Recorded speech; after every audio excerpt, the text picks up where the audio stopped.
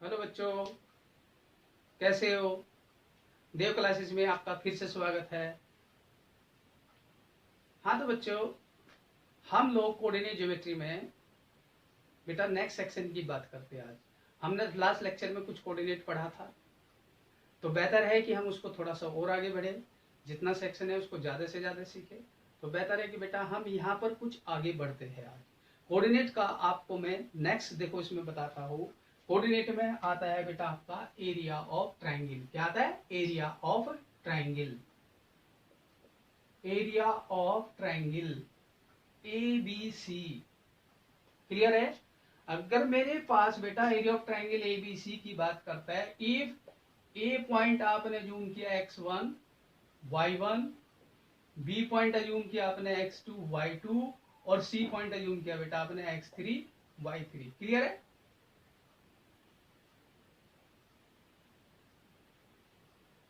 कोई डाउट? तो इन तीनों पॉइंट से कोई ट्राइंगल बना होगा।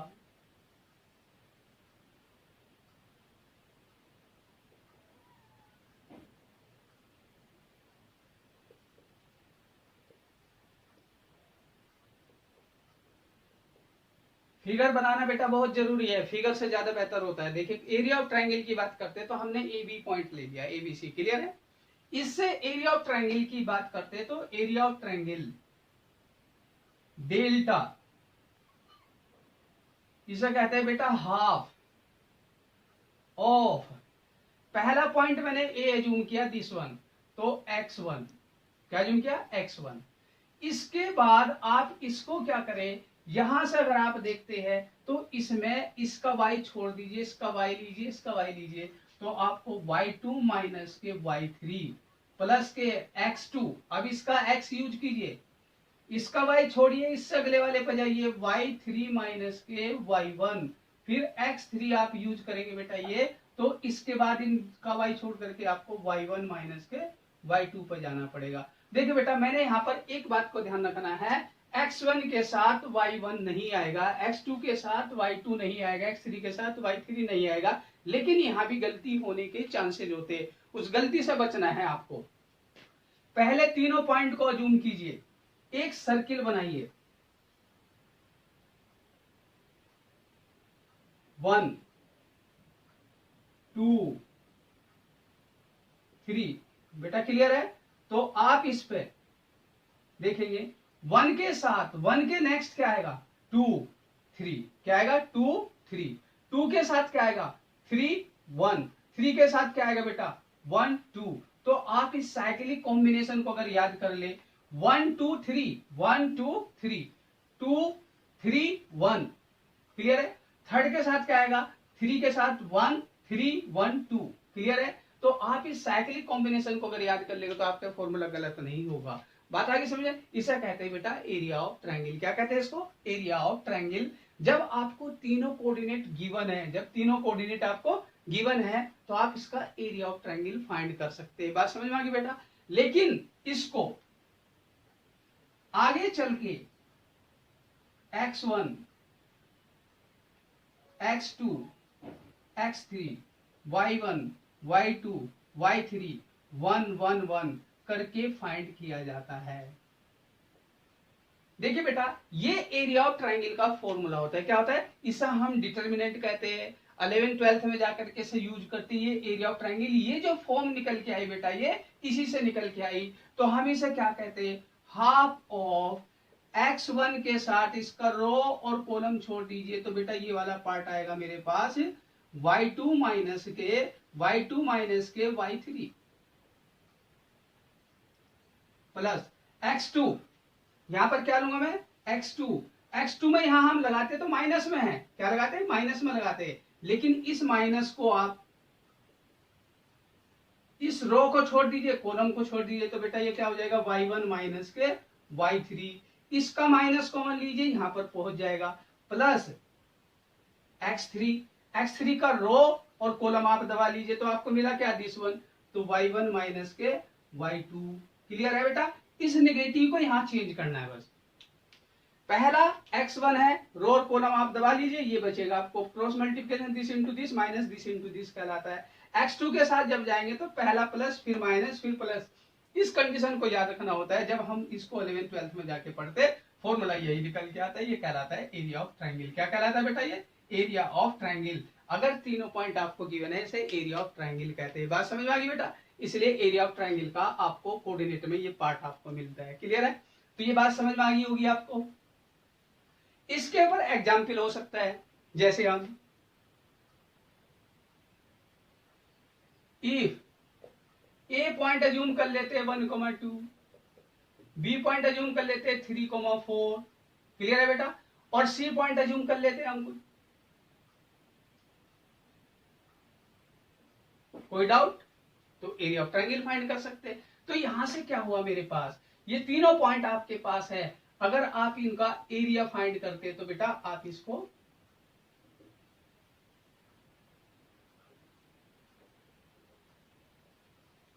बी पॉइंट, सी पॉइंट, बोलो क्लियर है? अब आप सोच रहे होंगे कि जी आपने यहाँ पर ए बी सी ऐसे लिया है, वहां पर ए बी सी ऐसे, कैसे भी लिख लीजिए बेटा आप। एरिया जो निकल के आएगा, अगर ये वैल्यू नेगेटिव आंसर दे देता है तो उसको पॉजिटिव में बाद में कन्वर्ट करना होता है। मैंने अपने अकॉर्डिंग सोच करके लिखा है इसको। तो देखिए यहाँ पर बात करते हैं, अगर हम इसकी कोऑर्डिनेट की बात करें तो बेटा 1,2 यहाँ होगा कहीं, और 3,4 यहाँ कहीं होगा, और बेटा सी कहाँ होगा? 3,-4 यहाँ होगा। तो कोऑर्डिनेट ज्योमेट्री का भी याद रखना चाहिए। अगर याद रखते हैं तो बहुत अच्छी बात है,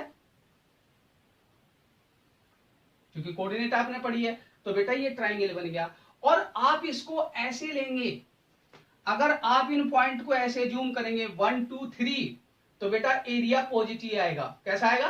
पॉजिटिव एरिया निकल के आएगा। तो आपको ध्यान रखना है ये। इसे अगर मैं 1 कहूंगा तो इसे 2, इसे 3 कहना पड़ेगा फिर आपको। अगर आप ऐसे जाते हो तो ऐसे जाने से बेटा आंसर नेगेटिव में आएगा। किसमें आएगा?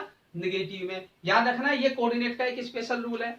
जब आप पॉइंट्स को एंटी क्लॉकवाइज यूज करेंगे तो एरिया आपको नेगेटिव पॉजिटिव में मिलेगा, और जब बेटा आप उसे क्लॉकवाइज यूज करेंगे तो आपको एरिया हमेशा नेगेटिव आंसर आएगा। जबकि एरिया नेगेटिव नहीं होता। तो ये बातें आपको ध्यान रखनी होती आगे के लिए। तो बेटा बेहतर है आप इन बातों को ध्यान दें, तो ये चीजें तो आगे काम आती है। क्लियर है? तो आप इस बात को भी थोड़ा सा यहां पर देख सकते हैं। क्लियर है बेटा? इसका एरिया फाइंड करना था आपको।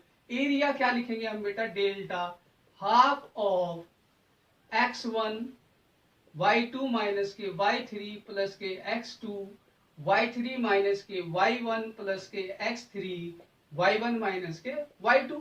कोई डाउट? तो बेटा आप इसमें 1 रख दीजिए। आपने 1 अज्यूम क्या किया? 1। तो y2 में इसका कहूंगा, देखो यहां पर -4 माइनस के 4 y2 माइनस के y3। बेटा क्लियर है? अगर आप ऐसे लिखते हो कोई प्रॉब्लम नहीं है, लेकिन आंसर गड़बड़ हो सकता है। चलो आपको मैं सीधा ही लिखता हूं। अगर मैं x1 इसे कहूंगा तो y2 कहूंगा बेटा इसको 4 माइनस के -4। कोई दिक्कत? x2 कितना है मेरा? 3। इसके साथ में y3 कितना आएगा? -4 माइनस के 2 प्लस के x3 कितना है मेरे पास? 3, और बेटा y1 कितना आएगा मेरे पास? 2 माइनस के 4। बात को ध्यान से समझना। अगर मेरे पास x की वैल्यू 1 है तो y2 माइनस के y3। क्लियर है? x2 y3 माइनस के y1। क्लियर है? x3 y1 माइनस के y2। क्लियर है बेटा? ये तो यहां से आप देखेंगे एक आंसर निकल के आएगा 1 प्लस के, देखो ये कितना है? 8 बन गया। 3 इंटू माइनस के 6 प्लस के 3 इंटू माइनस के 2। तो बेटा यहां से हाफ ऑफ 8 माइनस के 18 और माइनस के 6, तो माइनस का 24 या -10 दिस वन कह सकता हूं। हाफ ऑफ -10 -6, तो बन गया बेटा माइनस के 16/2 माइनस का 8। जबकि एरिया क्या? एरिया कैसा होता है बेटा, ऑलवेज पॉजिटिव नंबर होता है, then the area equal to क्या हो जाएगा, प्लस का 8। मैंने अभी बताया था अगर आप क्लॉकवाइज पॉइंट यूज करेंगे तो वैल्यू नेगेटिव में निकल के आएगी फॉर्मूले से, और यही बात अगर आप उल्टा लेकर के चले तो आपका आंसर बेटा पॉजिटिव आ जाएगा। तो देखिए मैं इसको सेकंड तरीके से भी करके दिखा देता हूं। डेल्टा आपके पास half of x1 x2 x3, तो बेटा यहां पर 1 इंटू y2 माइनस y1, तो आप यहां लिखिए -4 -4 माइनस के 4, क्लियर है, प्लस x2 कितना था 3, बेटा y2 हो गया x3, y3 आएगा यहाँ, तो y3 कितना आएगा आपके पास 4, और y1 कितना आएगा 2, फिर प्लस के x3, तो यहां पर कितना होगा 3, तो यहां पर क्या लिखूंगा y1 माइनस के 2 माइनस के -4। बेटा क्लियर है, तो यहां से वैल्यू जो निकल के आएगी, इन बातों को समझना, तो ये हाफ ऑफ 1 इंटू -8, 3 इंटू 2, और बेटा 3 इंटू 6, तो ये क्या बनेगा आपके पास हाफ ऑफ -8 प्लस के 6 और प्लस के कितना हो गए 18, तो यहां से इसको कैंसिल करूंगा तो 10 बचेगा, तो बेटा 1/2 ऑफ द 6 प्लस के 10, तो ये 16 बाई कितना होगा 2, दिस इज इक्वल टू 8, ये कैसा आ गया पॉजिटिव। तो एरिया कितना हो गया, तो एरिया तो हमेशा पॉजिटिव होता है बेटा, क्लियर है। तो एरिया फाइंड करना है तो हम जो कोऑर्डिनेट ज्योमेट्री का अगर बढ़िया से यूज कर ले तो बेटर होता है बेटा। कुछ बच्चों में गलती होती है, तो आप एंटी क्लॉकवाइज को क्या देंगे पॉजिटिव, फर्स्ट हिस्सा कहे तो सेकंड हिस्सा कहे तो थर्ड हिस्सा कहे कोई प्रॉब्लम नहीं, फर्स्ट हिस्सा कहे तो सेकंड हिस्सा कहे तो थर्ड हिस्सा कहे, लेकिन यूज करना है एंटी क्लॉकवाइज। जब एंटी क्लॉकवाइज यूज करोगे तो बेटा आंसर आएगा पॉजिटिव, अगर आपने क्लॉकवाइज यूज किया तो आंसर आएगा नेगेटिव निकल के। जब नेगेटिव वैल्यू निकल के आएगी तो आप कंफ्यूज हो सकते हो, उन बातों को ध्यान में रखना है। एरिया का फॉर्मूला तो यही है, अगर आप इसे एंटी क्लॉकवाइज यूज करोगे तो आंसर आपका पॉजिटिव निकल के आएगा, अगर आपने इसको क्लॉकवाइज लिया तो आंसर आपका नेगेटिव निकल के आएगा। बेटा क्लियर है। तो एरिया हमेशा जबकि होता है पॉजिटिव, वैल्यू निकल के जो आती है वो अलग अलग आ सकती है, पॉजिटिव नेगेटिव। और तीसरी बात,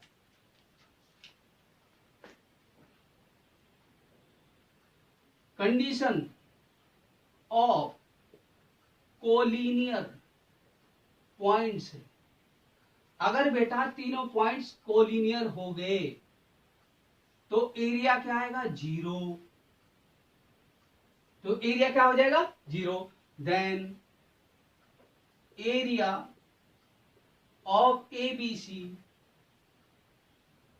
इक्वल टू 0, तो इसकी वैल्यू क्या निकल के आएगी 0, क्योंकि तीनों पॉइंट अगर एक लाइन में आ जाते हैं तो उसका एरिया क्या आएगा 0। तो कोलिनियर के लिए क्या करना है, एरिया क्या हो जाएगा बेटा उसमें 0, तो कोलिनियर पॉइंट की कंडीशन कहती है एरिया ऑफ द ट्राइंगल बन जाएगा 0, क्योंकि तीनों पॉइंट एक लाइन में है। और आपने सुना होगा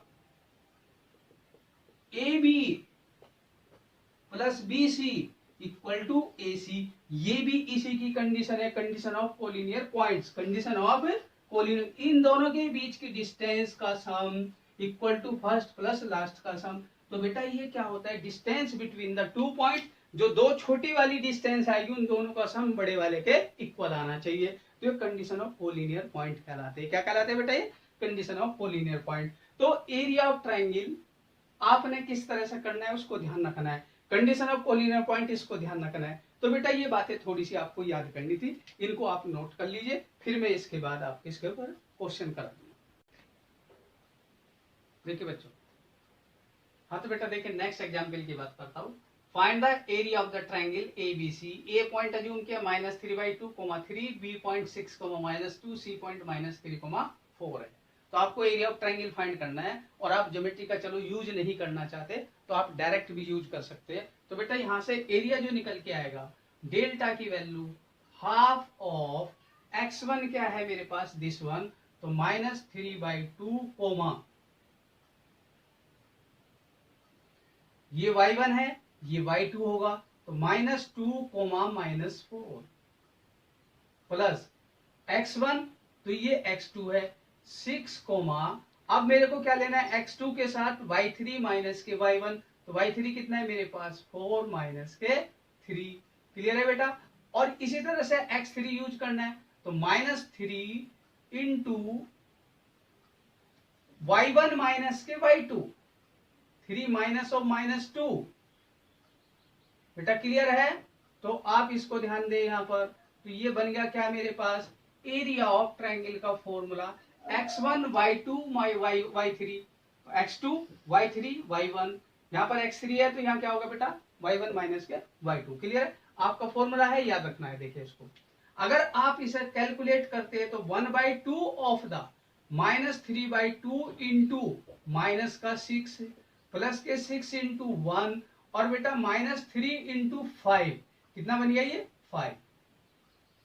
क्लियर है। तो यहां पर कैंसिल होकर के बन गया क्या ये हाफ ऑफ -2 से कैंसिल हो गया तो -3 कितना हो जाएगा माइनस के प्लस के 9 हो जाएगा। क्या हो जाएगा बेटा ये प्लस के 9। ये कितना था बेटा 6 था और ये माइनस का कितना हो गया 15। 9 प्लस 6 कितना होगा 15 माइनस के 15 तो कितना हो गया 1/2 15 minus 15 equal to 1/2 into 0 that means 0। तो यहां से लिख सकता हूं therefore A B C are collinear points. बेटा क्लियर है। ए बी सी क्या हो गए कोलिनियर पॉइंट्स हो गए। ये कैसे पॉइंट्स हो गए कोलिनियर पॉइंट्स। बात आगे समझ में। अगर किसी ट्रायंगल का एरिया 0 आता है तो ए बी सी तीनों एक लाइन पे लाई करेंगे दैट मीन्स तीनों कोलिनियर पॉइंट्स कहलाएंगे। इसी तरह से सेकंड एग्जांपल मेरे पास है find the value of k if the points A B C are collinear. देखिए यहां पर क्या रहा है ऑलरेडी कोलिनियर कंडीशन कह दिया के की वैल्यू फाइंड करना है। तो आप क्या करेंगे यहाँ पर ए पॉइंट आपको पता है बी पॉइंट आपको पता है सी पॉइंट आपको पता है तो बेटा यहाँ डेल्टा को 0 अज्यूम करेंगे। ए x1 2 इंटू के -3 तो प्लस के 3। देखो बेटा y2 माइनस के y3 प्लस x2 कौन सा है आपके पास दिस वन तो यहां लिखूंगा 4। अब मेरे पास x2 आ गया तो y3 माइनस के y1 तो -3 क्लियर है प्लस के x3 आ गया 6 तो यहां से 6x3 आ गया तो अब लिखूंगा y1 माइनस के y2 तो y1 क्या है मेरे पास 3 है और y2 क्या है मेरे पास k था। तो इस वैल्यू को लिखने के बाद मुझे इसे 0 अज्यूम करना पड़ेगा। एरिया क्या अज्यूम करना पड़ेगा बेटा 0। तो ये क्या बन गया आपके पास देखो 2 कॉमन आ रहा है सब जगह से तो k प्लस 3 2 से 2 कैंसिल आउट हो जाएगा प्लस के 2 इंटू माइनस के कितना बचेगा 6 प्लस के 6 इंटू यहाँ 3 बचेगा कितना बचेगा बेटा 3 तो 3 माइनस के k और ये हो गया इक्वल टू 0। ये आपके पास क्या था k प्लस 3 माइनस के 12 प्लस के 9 माइनस के 3k। क्लियर है। तो बेटा यहाँ 3 पॉजिटिव है और यहाँ 9 पॉजिटिव है तो 3 प्लस 9 कितना होता है 12 और ये कितना हो गया बेटा माइनस का 12 तो आप इसे लिख सकते हैं माइनस का 2k।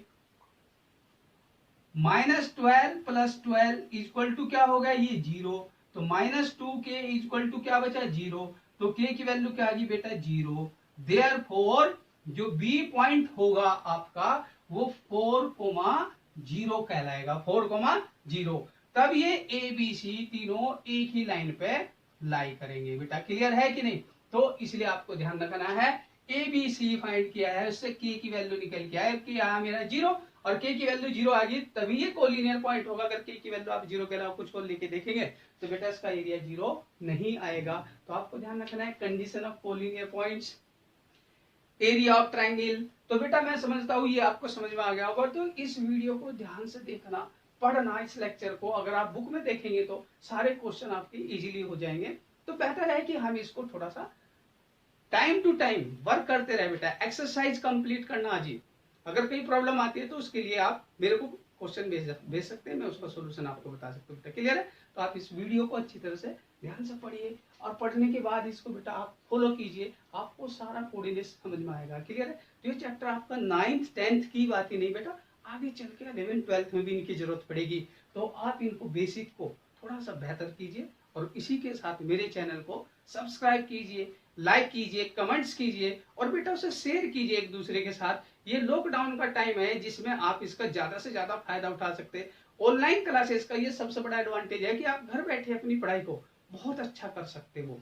और बेटा इसी का फायदा उठाना है, आपको अपने टाइम का यूटिलाइज करना है, न कि उसे वेस्ट करना है। तो इसलिए बेहतर है कि हम इस प्रोग्राम को और ज्यादा सक्सेसफुल बनाएं। तो बेटा एजुकेशन को ऑनलाइन पे करने का बहुत एडवांटेज आपको मिलेगा। तो आप, मैं समझता हूँ मेरे चैनल के साथ आप जुड़े रहिए, मैं आपको बेहतर से बेहतर क्लासेस प्रोवाइड करने की कोशिश करूंगा।